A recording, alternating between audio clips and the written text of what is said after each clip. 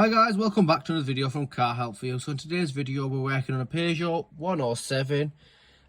Yours won't look like this. We've got a lot of work to do on this, such as the pollen filter, the speedo wasn't working properly, so we had to repair the wiring on that.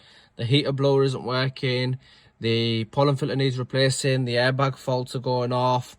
The control panel wasn't working, it was an electrical fault, so we replaced that. The radio wasn't working, electrical fault, so we're repairing that. So we've got a wide range of stuff to repair on this. But what I want to show you in this video is how to remove the dash. So if you're going to go to your blower motor or whatever, you need to know how to remove the dash, because you can't get to the blower motor on these cars without removing the dash. So a lot of people online that might show you how to do it a bit better than me, but this is the easiest way that I've found, so I'm going to show you how to do it my way. I do apologise for the cloth that I've had to put over the windscreen. It's just because we've got a few people in the garage today and they're waiting while the cars get sorted, so I don't want to put them on record, get them into the video. As you can see, this goes on YouTube. So I do apologise for that. I do have my handy little torch for a bit of light. It's not brilliant, but we'll get there. So what you want to do first of all is, we've obviously got it ripped apart, so I'm going to go through everything with you so you know how to do it. We're practically already there, but I'm going to show you how to do it. So what you want to start off with is putting your steering to the side, and you'll have a screw. So if we do it there, so you'll have a screw just in there like that. As you can see, it'll be about there where my finger is, and that'll be a Phillips screw. You want to take that screw off. You want to turn the steering to the other side, and you'll have another screw straight on the other side as well. So if I get the light there, as you can see, you'll have one there. And what that does is it allows you to remove the cowling. So the plastic that's on the top, you yank it up and move it to the side. Since we've got the Phillips one out, there's another Phillips screw that is literally right here. So if we go down to the bottom, if I hold the camera there a second and I get the light, as you can see, that goes there. So you've got that Phillips screw that's there. And that's going to come off. What you then want to go ahead and do is, do you need to remove this? I think you need to remove this for the radio. I can't remember too well now. But what you do is, this will be on top of here. Just get something behind it and pry it forward. And there's a little screw that's there, as you can see. Unscrew that, and that will allow this button to come off. I can't actually remember if you need to do that one or not. So you can just do it to be on the safe side. This obviously needs some pressure to come out with. It won't just come out as is. It is screwed in as well. So it's not just going to come out like no tomorrow. But what you do need to do is take the other screw that's out here and the other screw that's on that side there. So them two screws are now out. You can then either go to the top or you can go down to the bottom, because you do need to disconnect the airbag. And as you can see, there's our airbag cable. So there aren't actually any screws here. There's like a bolt. So if I put the light there. So what you want to do is, you've got this little flappy door.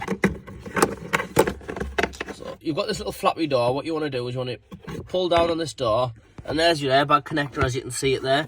So what you do is you pull your airbag connector off, and now what that'll do is that airbag is actually connected to the top of the dash here. So what that'll do is it'll remain, the airbag will remain in the dash, but it actually gets unplugged from the module, which is just down here. If you can just, like I said, I do apologise about the light.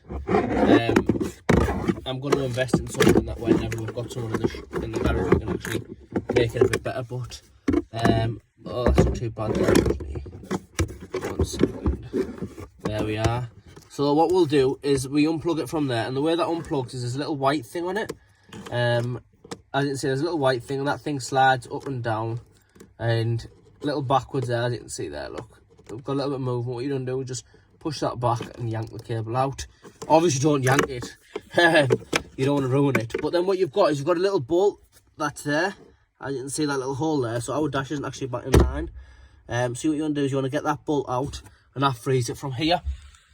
So that is us quite far ahead now. And then what you want to do is, I've put one back in just so you can see it. So if I actually hold the camera, so you want to remove your speaker. So you'll have your speaker here, and your speaker will have one bolt there, and you'll have one there. It's a 10mm or a Phillips.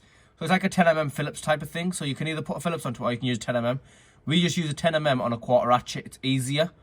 What you do is you lift your speaker up from that bracket there and that bracket there, and it lifts up completely. Unplug it. Once you've unplugged it, you then go ahead, and that bolt that is there, so that bolt you can literally see that's still in, that silver one just there. What you want to do is you want to take that off. You don't need to worry about anything else. In fact, there's not even another bolt on this side. But you just want to take that bolt off, and what that'll do is it'll free it from this side. Don't start yanking it just yet, because we do want to go over to this side. And as I've just said, you want to take the speaker off this side. So if we zoom out a tiny bit. So what you want to do is you want to take the speaker off again. So you'll have one bracket there, and you'll have one straight on the opposite side. What you want to do is take both of them off. And you can see that nut there. So if I can just leave the camera here, will this be a bit easier? So you see that nut there, you don't want to take that off. Leave that there. You've got no reason to mess with that. The one you do want to take off is that one there. Once you take that off, your dash is effectively out. So if we just zoom back up, so your dash will be effectively out, and all you want to do is just slightly tug on your dash this way, tug on it from here, tug on it from here. If it hasn't been out, it will obviously give you a bit of trouble, you know, to come out. So that's the way to get it out. Once it does come out, lift it upwards, and then you can take it out from the passenger side door or the driver's side door, whatever's more convenient. You don't need to use any pressure for this. If you are using pressure, you are definitely doing something wrong, because this is a very expensive dash, and if it gets damaged, it's a very expensive repair. Even though it is just like that horrible cheap plastic, it still goes for a lot of money on eBay, etc. And if you go to a dealer, they're going to charge you even more. So be careful not to scratch that. And anyone that says I've just scratched it, I've got gloves on and I was only showing you the type of material it is. I haven't actually put any scratches onto it there. As you can see, there's no scratch onto it. That's just like marks from dirt. But you want to make sure that you're very careful with it and you don't damage it. So that's what you want to do there. And since we're doing it, I'll just tell you for a bit of advice. If you're changing your blower motor, the location for it is right here. However, you're going to have to remove a bunch of hardware, which is all here. And I've dropped the light because that's how good I am today. So if we get that back there, there's a bunch of hardware here which needs to be removed. And even then, it's still not easy. So if you do want to remove your blower motor, the best way to do it is to remove all this hardware from here. Just unscrew, unclip, move to the side. Remember what you've done and how you've done it, just in case you put it all back together and you've got something that's not right. And there is something over here, like a transponder, which stops your car from starting if you break it or anything like that. Like I said, nothing at all needs pressure in this car. They are quite compact and hard to work on, but there's no reason for pressure. So anyway, once you've done that, the way to change your blower motor then would be to, there'll be a wire here, unplug the blower motor from there. You can't get it out because you've got a bracket, so your best way will probably be to take your clutch bracket off, which will be 2 bolts on here like that, in that side like that. They're quite hard to get to, they're like that, right next to your blower motor. Take them off. With some mole grips, push your clutch cable forward, take it off the clip that it's on, and then go into the engine bay and actually pull your cable right out, and there goes the light again. Bloody hell. We've got the light back, right? So then what you want to do is you want to pull the clutch cable out the other way completely, and it gives you that extra little room, and then you can do it from there. You don't have to.